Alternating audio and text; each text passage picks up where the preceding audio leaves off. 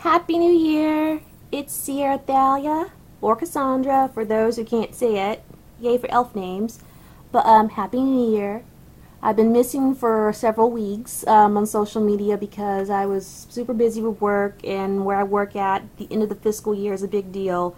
So it's a lot of time that is taken up to get all the things done because adulting, yay. And so I was super busy, super tired, sleep deprived, and not much work for cosplay. So, update. What little wee bit of time I did when I rage sewed, I worked on my Witch Hunter Dorothy mashup back there. So that's mostly done. I just gotta put that one piece on the front of it. And for those who don't know, back in the day, Witch Hunter Robin was kind of like the basic bitch cosplay. It was the popular thing. This is back in the days of us kids. We were all wearing Trigun stuff. We were all either Vash or Wolfblood. Inuyasha, Kagame, Sango. You know, the Outlaw Star. You know, the OG stuff from Toonami way back. Yeah, good times. Big O. Oh man, I haven't seen a good Big O cosplay in a long time. But anywho's, yeah. So that's what this came from. My brain of I want to mash up Dorothy from The Wizard of Oz and Witch Hunter Robin, Robin Sena, the character, for those who don't know, for you younglings out there. And it's turning out pretty well, and I'll probably wear that for a local con coming up soon. Over here is another project I decided to work on, or I should say start, a couple of years back. Go Big, Go Home Cosplay approached King Hoppo and I and said, we should really work on an armor project, and then we should do a group project together. But we're like, we don't have time for that right now, because we didn't, because we were working on World Cosplay Summit stuff and some other things that we had in the pipe, so no time for that. But time I have now, and I don't have any other big projects coming up, so I decided to try my hand at armor smithing, or I should say foam smithing in this case. We have done small pieces before individually, but never a whole suit. So this is a new venture for me at least to go into. I think King Hoppo as well. And I like how it's turning out so far. Oh yeah, mind the mess. I have not unpacked from Dragon Con. Well, minus the dirty laundry, but there's boxes for stuff I shipped to myself over the past several weeks because there was no cooking happening. Yeah, it's chaos all around here, so that's what's you see all back there going on. But back to this, it was fairly straightforward. I watched a lot of Punish Props videos over the past month. Like, I fell asleep watching them. I would get off work, watch YouTube, fall asleep watching their live streams that they had uploaded there, and the interviews and everything, because I was trying to absorb as much knowledge as I could before I decided to try my hand at this full-on big project. But I went ahead and did it, and I watched a couple of things from Evil Ted too, because he's awesome as well. One thing they don't tell you to do, which I highly suggest, is that before you go on making your pattern, put a bra on the dress form, or on yourself, and I mean the bra that you intend to wear with the costume. And this is the bra I intend to wear with this, so I put it on the dress form, or like I said, the other option is if you're going to cover yourself with tape, wear it. This way you get the actual proper shape that you want to achieve in the costume. So that's why there's a bra on there. But yeah, I covered it up with plastic bags and then covered it up with duct tape, or in this case this is masking tape. Okay, center. And after I did that, I drew out the pattern lines of what the armor looked like as best as I could manage it. And then once I was happy with it, I got a Sharpie and highlighted some of the lines and transferred all that stuff onto paper. But first you have to cut it out. And the reason you only see one half cut out, the same thing's going on in the back, is all the shapes are going to mirror, so I didn't see the point in doing it on the other side. So I cut it all out, going down to the work table. And this is the front, for example.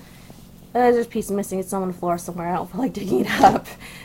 Like I said, busy, tired, lazy, all that stuff. And I cut it out, but before I did remove it from the body, I made sure I put little marking lines on there to make sure everything lines up when you put everything back together, like you see on commercial patterns. There's some on the side over here too. And yeah, I drew out everything as best as I could, and there were some pieces on here that will overlap on top of other pieces, like this curved part here. It sits on top of this whole area down here, so I had to mark this on here, and then I came back in later and cut it and copy it. Well, not copy and paste, but the human version of copy paste, draw it out a bunch of times, or trace it out a bunch of times. And this is not my final. My final didn't even come from this. There were several iterations, so clearing out the space. This was draft A. Again, there's a piece missing. Again, I don't know where the heck it's at. It's probably on the floor somewhere. And I'm too lazy to look for it. But that's the first iteration of it. There was one whole big piece. This may not even be, I think there was a one before this one. But there was one whole big gargantuan piece, and then I cut it in half and separated it. And then from that half that I separated, I cut out this piece to make the overlap piece that will go there eventually. But let's go back to the top. There's some lines right here that I had drew on there because there were some certain details that are supposed to go on, and I couldn't figure out how to mark it. Well, actually, I found out it's down here. But this one big piece, there's supposed to be a big piece in the center front on the chest. I traced it out, as you see. There we go. And then I cut it out, and I kept going, and this is the whole process of doing it over and over again until you get your final pattern pieces, which are over here. Moving left. We're reading manga style. That's the top part of it for the bust, and again, those are little registration lines like on patterns, and I clearly marked them. I put my left on there because it's not left. If you're looking at it, it looks like it should be a right side view. I wrote my left because I know it's going to go when I'm wearing it. It's going to be the left hand side of my body, so that's how I know it, why I put my left. And of course, put the arrow on there to orientate myself to where it's supposed to go in the grain line and stuff. What's up? Same thing here. The matching lines to line up to the cup piece up here. Oh yeah, and I had to split a line down the middle of the cup because I need a dart in order to make the thing lay flat when I was cutting it out, because it can't just lay flat on its own, so that's why that's there. And I'll just glue it together with some contact cement to make it all stay put. There's some registration marks here and here to the back that line up, which, oh yeah, let's put the back pieces here, why not? Yay. And that's how those, and I even wrote marked center on there, so you know, just to make sure I know where I'm going and what I'm doing, because there are lots and lots of pieces with this. But let's smooth the back out. The back was easy. That's all I have for the back. Done. The front was a monster. And like I said, I did this over and over again to get to this end result. Well, let me move you out the way. Oh, I know that is part of the front. Yeah, it is. It says it. And that's the very bottom of the front.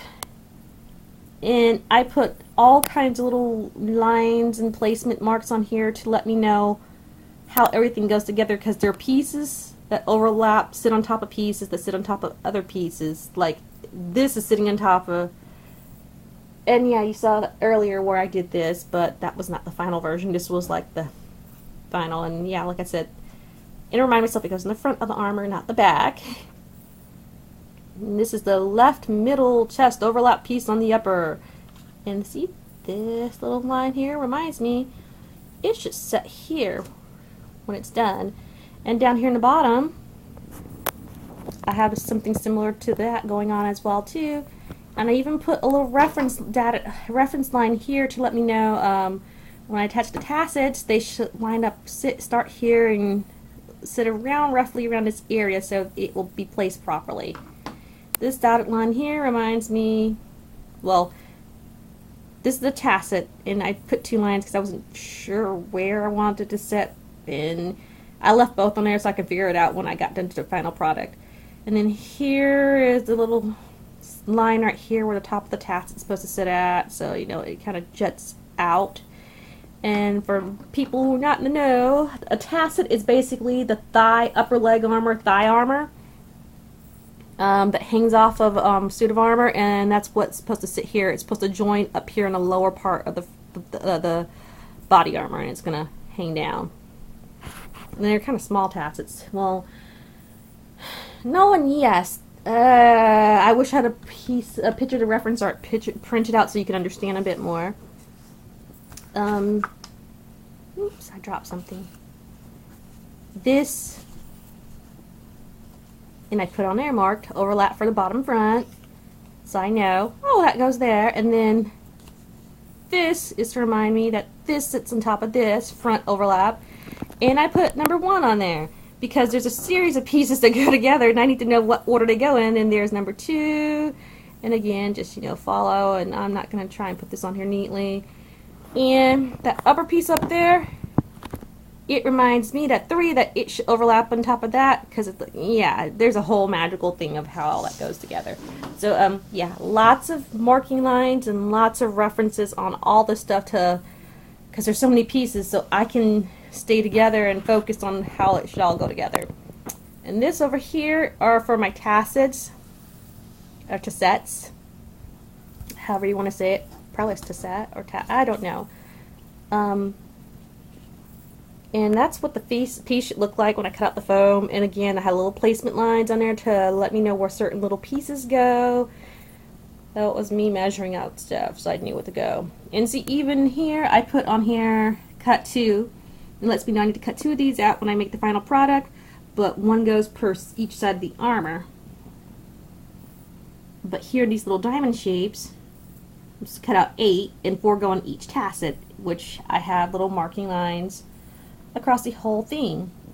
And I also have more little marking lines on here because, like I said, it helps me line up stuff and I know where to place things at when I'm gluing everything together.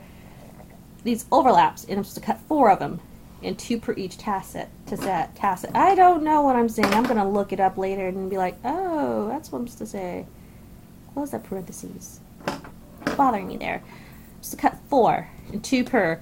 The 2 per go on. There's 1 here, goes 1 here. So here's 1 on the bottom and 1 on the top, which just flip. And there's 1 up there. Woo, and it it's a little bit bigger than what it's supposed to be, but that it's not flush to top. That's okay because it's supposed to be a little bit bigger. But yeah,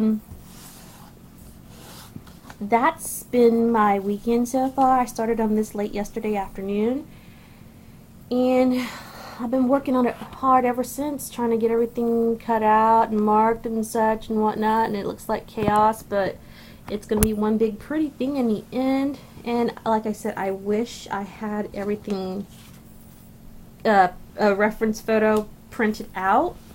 Unfortunately, I didn't have the foresight to do that, probably because I'm trying to get stuff out of the way there. Sorry about this. Because I was super tired and busy at work, and like that I said, this was just a project I decided to start on a few weeks ago. Well, not a few weeks ago. Oh gosh. A few days ago, I decided I'm gonna make a new project because I have a wonderful brand new airbrush sitting around here somewhere in all this mess, and that's part of the reason that motivated me to do this project. Was I need something to practice on the airbrush and see how it works and stuff, and plus King Hoppo and I have other things that we want to work on that were in the armor realm, so I decided to take a project up on for myself to figure it out, and then when he gets back from adulting overseas, we can do something together that's even a bit more complicated or simpler, we don't know, but I will have a good handle on how that stuff works and we can make something cooler. So yeah, your challenge has been accepted. Go big, go home. I'm making something. Don't worry, it'll happen. Sorry, it's not League of Legends. That's not my cup of tea. So I'm not going to have a League of Legends armor. Instead,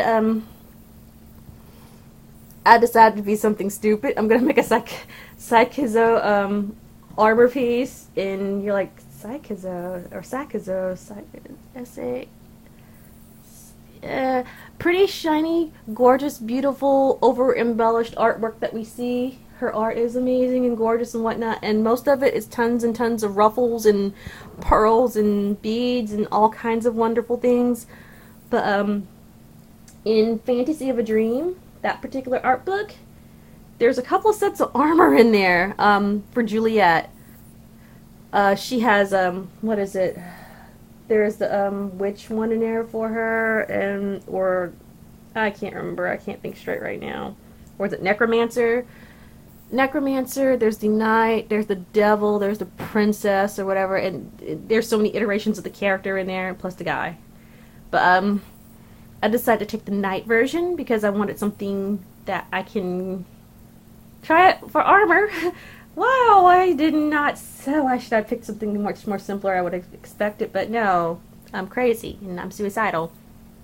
But I decided to take my first armor project would be a Sakizo project.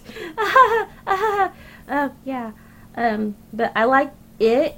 I selected it because I wanted something that was a combination of two skills for not only just bone smithing, but I wanted something that was sewing based too, so I can combine the two things together. I wanted something that was a balanced project, I can say. So I wanted something that can do armor but look pretty and have all the pretty embellishments and beading and lace and such and whatnot. And part of the reason why the tassets are not oversized as you see on other traditional armor pieces or Western armor pieces is because part of the tassets, they're going to attach, let's move you over here,